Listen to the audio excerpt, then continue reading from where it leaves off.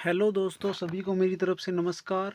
तो आइए हम देखते हैं अध्याय 14 में प्रथम विश्व युद्ध और राष्ट्रवादी प्रत्युत्तर यानी कि उग्रदली नेताओं की तरफ से उठाए गए कदम तथा प्रथम विश्व युद्ध का इंडिया के ऊपर प्रभाव।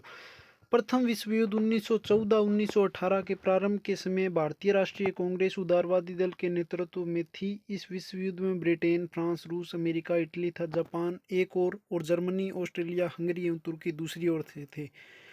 यह काल मुख्यतया राष्ट्रवाद का परिपक्व काल था। प्रथम विश्व युद्ध में ब्रिटेन की भागीदारी के प्रति राष्ट्रवादियों का प्रत्युत्तर तीन चरणों में विभक्त था। पहले में उदारवादियों ने ब्रिटिश साम्राज्य के प्रति निष्ठा दिखाते हुए अपना कर्तव्य समझकर इस युद्ध में ब्रिटेन को पूर्ण समर्थन दिया। दूसरे में उग्रवादियों ने भी युद्ध में ब्रिटेन का समर्थन किया, क्योंकि उन्हें आशा थी कि युद्ध के पश्चात ब्रिटेन भारत में स्वशासन के संबंध में ठोस कदम उठाएगा और उनकी एक भूल भी थी। और तीसरे में क्रांतिकारियों का मानना था कि यह युद्ध ब्रिटेन के विरुद्ध क्रांतिकारी गतिविधियों को संचालित करने का अच्छा अवसर है तथा उन्हें इस सुअवसर का लाभ उठाकर साम्राज्यवादी सत्ता को उखाड़कर फेंकना चाहिए। किंतु विश्व युद्ध में ब्रिटेन का समर्थन कर रहे भारतीय शीघ्र ही निराश हो गए, क्योंकि उन्होंने देखा कि ब्रिटेन युद्ध में अपने उपनिवेशों एवं हितों की रक्षा करने में लगा हुआ है। प्रथम विश्व युद्ध में भारतीय क्रांतिकारियों में विदेशों में रह रहे क्रांतिकारियों में अपार उत्साह का संचार किया। इस दौरान संयुक्त राज्य अमेरिका में गदर पार्टी तथा यूरोप में बर्लिन कमेटी ने ब्रिटिश सरकार के विरुद्ध क्रांतिकारी गतिविधियां संचालित की। इनके साथ ही भारतीय सैनिकों द्वारा भी कुछ छिटपुट स्थानों जैसे सिंगापुर इत्यादि में क्रांतिकारी कार्रवाइयां संपन्न की गई। भारत में इस अवसर को क्रांतिकारियों ने इस ईश्वरीय उपकार मानकर देश को उपनिवेशी शासन से मुक्त कराने की योजना बनाई और ब्रिटेन के शत्रुओं जर्मनी और तुर्की से आर्थिक और सैन्य सहायता प्राप्त करने का प्रयास किया। सब हेडिंग है होम रूल लीग आंदोलन। होम रूल लीग आंदोलन Bal Gangadhar Tilak, Annie Besant, S Khaparde, sir S Subramaniam Iyer, Joseph Baptista और मोहम्मद अली अन्य बड़े नेताओं ने यह निर्णय लिया कि ब्रिटिश राष्ट्रमंडल के तहत अखिल भारतीय होम रूल स्वशासन की मांग के उद्देश्य के साथ पूरे वर्ष कार्य करने वाले एक राष्ट्रीय गठबंधन का होना आवश्यक हो गया था। यह गठबंधन आयरिश होम रूल लीग की तर्ज पर all India home rule league था। अंततः हालांकि दो होम रूल लीग की स्थापना की गई, एक बाल गंगाधर तिलक की इंडियन होम रूल लीग और दूसरे एनी बेसेंट की होम रूल लीग। दोनों का उद्देश्य उग्र राजनीति के एक नए रूप की शुरुआत करना था।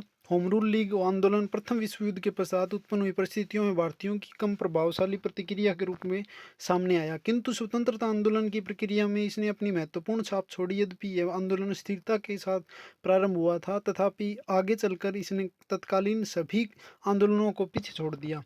आंदोलन प्रारंभ होने के उत्तरदायी कारक। पहला था राष्ट्रवादियों के एक वर्ग का मानना था कि सरकार का ध्यान आकर्षित करने हेतु उस पर दबाव डालना आवश्यक है।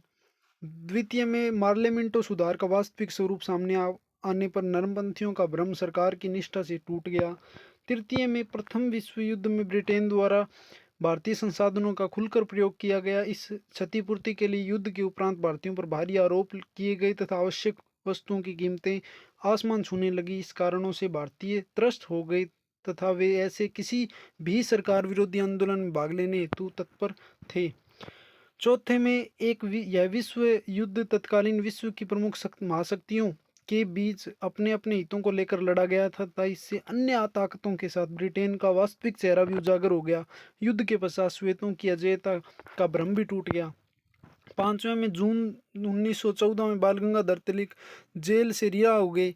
भारतीय स्वतंत्रता के संघर्ष में सक्रिय भूमिका निभाने हेतु वे पुनः किसी सुअवसर की तलाश में थे। उन्होंने सरकार को अपना सहयोगात्मक रुख समझाने का प्रयत्न किया। आयरलैंड के होम रूल लीग की तर्ज पर उन्होंने प्रशासनिक सुधारों की मांग की। तिलक ने कहा कि हिंसा के प्रयोग से भारतीय स्वतंत्रता की प्रक्रिया में रुकावट आ सकती है। फलतः उन्होंने आयरिश होम रूल जैसे आंदोलन के द्वारा भारतीयों की दशा में सुधार लाने की वकालत शुरू कर दी। उन्होंने यहाँ तक कहा कि संकट के इन क्षणों में हम ब्रिटेन का सहयोग करना चाहिए। छठे में 1893 में आयरलैंड की थियोसोफिकल महिला एनी बेसेंट भारत आई थी। प्रथम विश्व युद्ध के उपरांत उन्होंने भी भारतीय स्वतंत्रता आंदोलन को समर्थन देने हेतु आयरिश होम रूल लीग के मार्ग का अनुसरण करते हुए भारत में आंदोलन प्रारंभ करने का निर्णय किया। इस लीग के माध्यम से वे अपने विचारों को जनता में प्रसारित कर अपना कार्य क्षेत्र बढ़ाना चाहती थी। लीग सब हेडिंग है लीग। बाल गंगाधर तिलक तथा एनी बेसेंट दोनों ही होम रूल लीग ने यह महसूस किया कि आंदोलन की सफलता के लिए उदारवादियों के नेतृत्व वाली कांग्रेस के साथ ही अतिवादी राष्ट्रवादियों का समर्थन भी आवश्यक है। 1914 में नरमपंथियों एवं अतिवादियों के मध्य समझौते के प्रयासों के असफल हो जाने के पश्चात बाल गंगाधर तिलक एवं एनी बेसेंट दोनों ने समय के प्रयासों से राजनीतिक गतिविधियों को जीवंत करने का निश्चय किया। 1915 के प्रारंभ से एनी बेसेंट ने भारत एवं अन्य उपनिवेशियों में स्वशासन की स्थापना हेतु अभियान प्रारंभ कर दिया। उन्होंने जनसभाएं आयोजित की तथा न्यू इंडिया एवं कॉमनवेल्थ नामक पत्र का प्रकाशन प्रारंभ किया। इन पत्रों के माध्यम से उन्होंने अंग्रेज सरकार के सम्मुख भारत में स्वशासन की स्थापना की मांग को दृढ़ता के साथ उठाया। 1915 के कांग्रेस के वार्षिक अधिवेशन में तिलक एवं एनी बेसेंट को अपने प्रयासों में थोड़ा सफलता मिली। इस अधिवेशन में यह निर्णय लिया गया कि उग्रवादियों को पुनः कांग्रेस में सम्मिलित किया जाएगा। यद्यपि एनी बेसेंट प्रारंभ में अपनी होम रूल लीग योजना के लिए कांग्रेस का समर्थन प्रारंभ करने में असफल रही, तथापि कांग्रेस शिक्षा के माध्यम से राजनीतिक मांगों का प्रचार प्रसार करना और स्थानीय कांग्रेस कमेटी को पुनः सक्रिय करने पर अवश्य सहमत हो गई। इसके पश्चात एनी बेसेंट ने कांग्रेस की स्वीकृति प्राप्त होने का इंतजार करते हुए समय के प्रयासों से होम रूल लीग के कार्यों को आगे बढ़ाने का निर्णय लिया। उन्होंने घोषित किया कि चूंकि कांग्रेस ने उनकी लीग को स्वीकृति प्रदान करने हेतु अनिवार्य कदम नहीं उठाए हैं, फलतः लीग के माध्यम से वे अपने उद्देश्यों को समय प्राप्त करने हेतु स्वतंत्र हैं।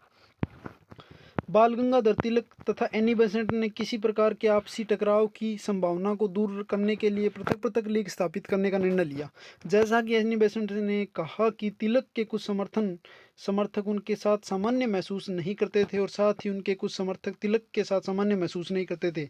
हालांकि दोनों लीगों ने विशिष्ट क्षेत्रों पर तक अपने कार्य को सीमित करके अपने प्रयासों को में सहयोग किया। उन्होंने जहां तक संभव हुआ एक दूसरे का सहयोग किया। तिलक की होम रूल लीग। बाल गंगाधर तिलक ने अपनी इंडियन होम रूल लीग की स्थापना अप्रैल 1916 में की।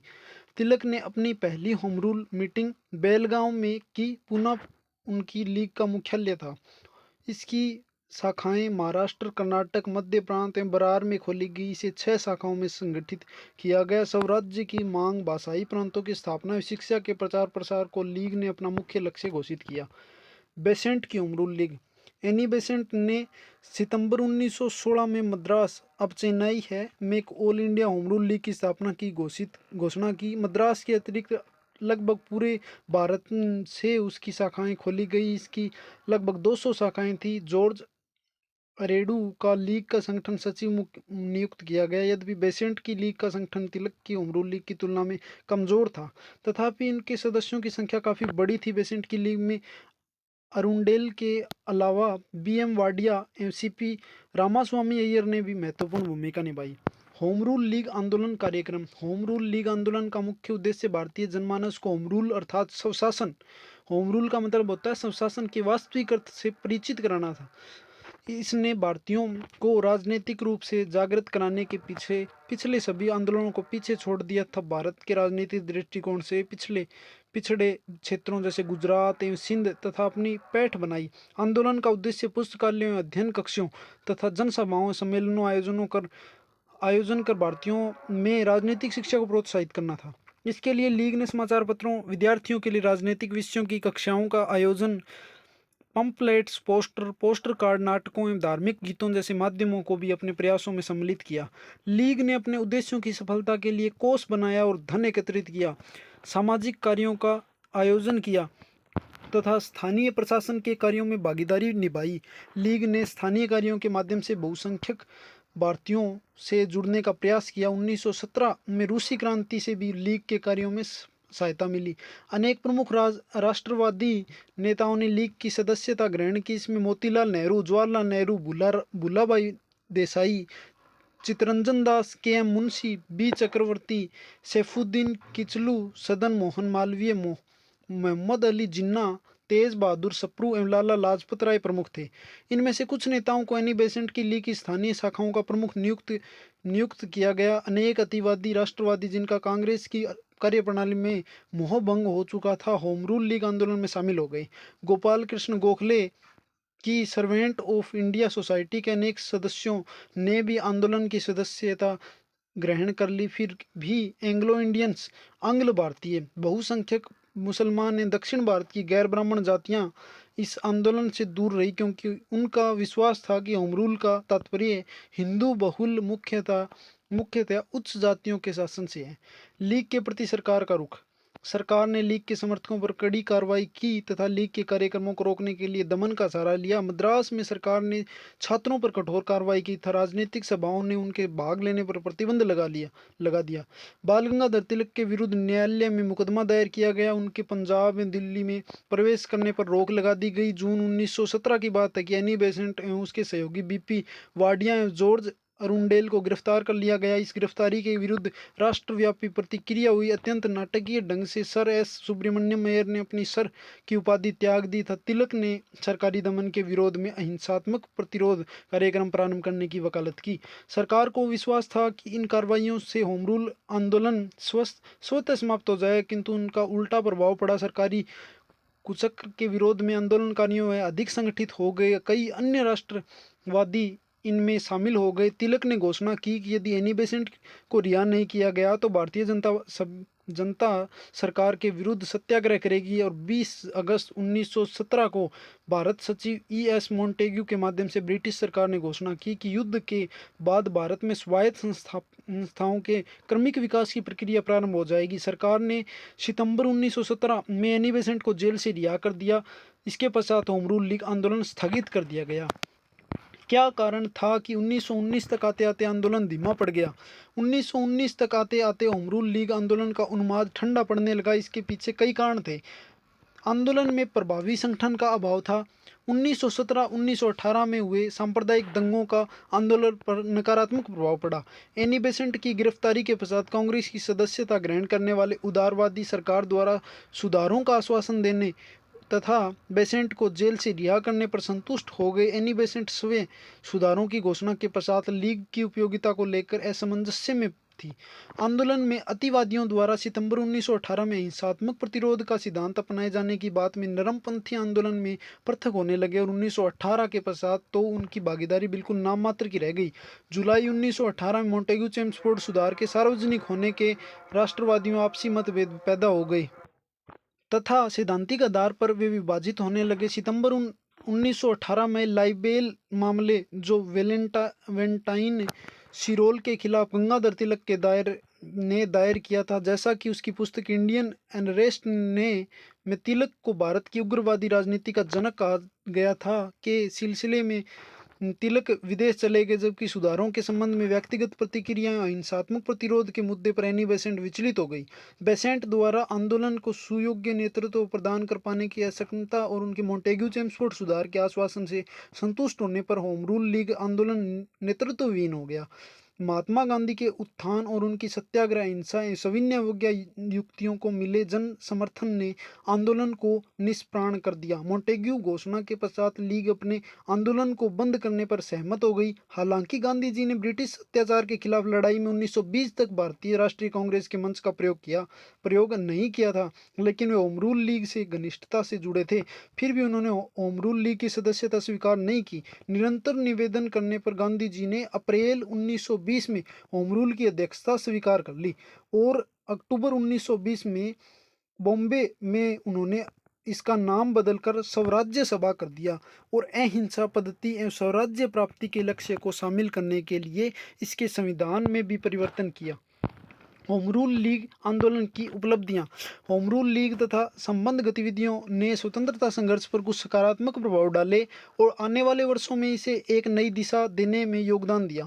आंदोलन ने केवल शिक्षित वर्ग के स्थान पर जन सामान्य की महत्ता को प्रतिपादित किया तथा सुधारवादियों द्वारा तय किए गए स्वतंत्रता आंदोलन की मानचित्रावली को स्थायी तौर पर परिवर्तित कर दिया। इसने देश एवं शहरों के मध्य सांगठनिक संपर्क स्थापित किया। आंदोलन की यह उपलब्धि बाद के वर्षों में अत्यंत उपयोगी सिद्ध हुई। विशेषकर भारतीय स्वतंत्रता आंदोलन के चरमोत्कर्ष में देश के हर शहर ने सक्रिय भूमिका निभाई, जो इस आंदोलन के सांगठनिक स्वरूप की ही देन थी। आंदोलन में जुझारू राष्ट्रवादियों की एक नई पीढ़ी को जन्म दिया। इसने भारतीय जन समुदाय को राजनीति के गांधीवादी आदर्शों के प्रयोग हेतु प्रशिक्षित किया। अगस्त 1917 में मोंटेग्यू की घोषणाएं मोंटफोर्ड सुधार काफी हद तक होम रूल लीग आंदोलन से प्रभावित थे। तिलक एवं एनी बेसेंट के प्रयासों से कांग्रेस के लखनऊ अधिवेशन 1916 में नरम दल एवं गरम दल के राष्ट्रवादियों के मध्य समझौता होने से अत्यंत सहायता मिली। लीग के नेताओं का यह योगदान राष्ट्रीय आंदोलन की इस प्रक्रिया में मील का पत्थर था। होम रूल लीग आंदोलन ने भारतीय स्वतंत्रता आंदोलन को एक नई दिशा व नया आयाम प्रदान किया।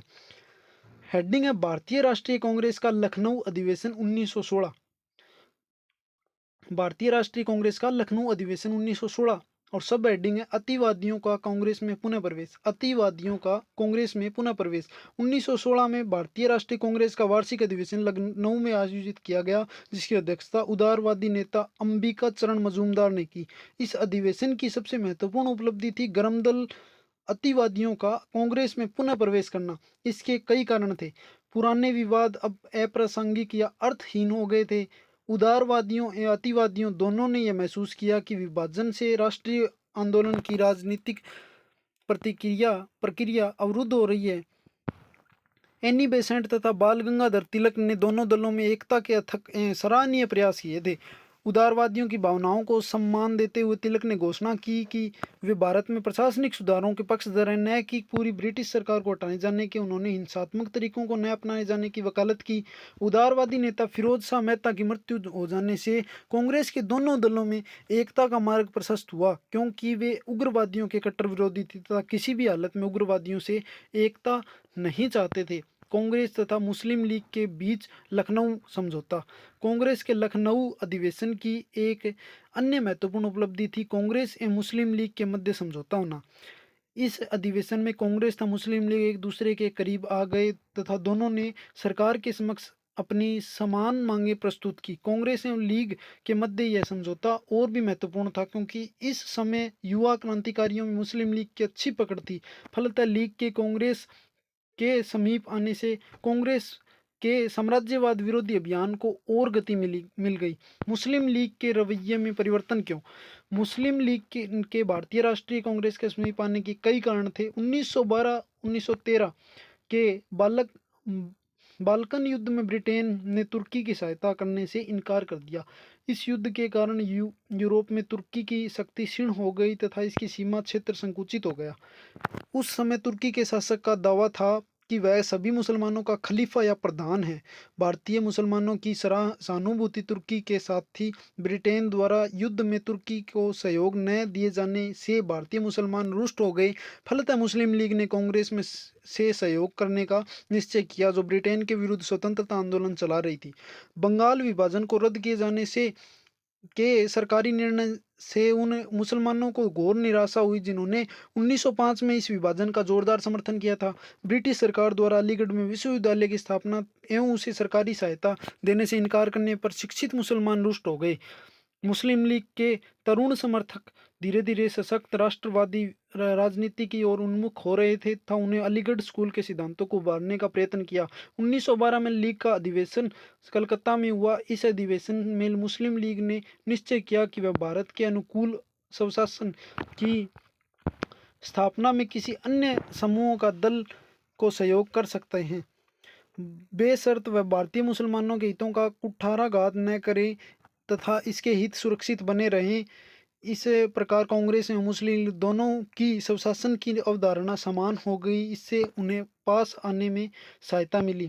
प्रथम विश्व युद्ध के दौरान सरकार की दमनकारी नीतियों से युवा मुसलमानों में भय का वातावरण व्याप्त हो गया। मौलाना अब्दुल कलाम आज़ाद के उल हिलाल मोहम्मद अली के पत्र कॉमरेड को सरकारी दमन का निशाना बनना पड़ा। वहीं दूसरी ओर अली बंधुओं मौलाना आज़ाद और हसरत मोहानी को नज़रबंद कर दिया गया। सरकार की नीतियों से युवा मुसलमानों विशेषकर लीग के युवा सदस्यों में साम्राज्यवाद विरोधी भावनाएं जागृत हो गई तथा वे उपनिवेशी शासन का समूल नष्ट करने हेतु अवसर की तलाश में करने लगे। लखनऊ समझौते के प्रावधान।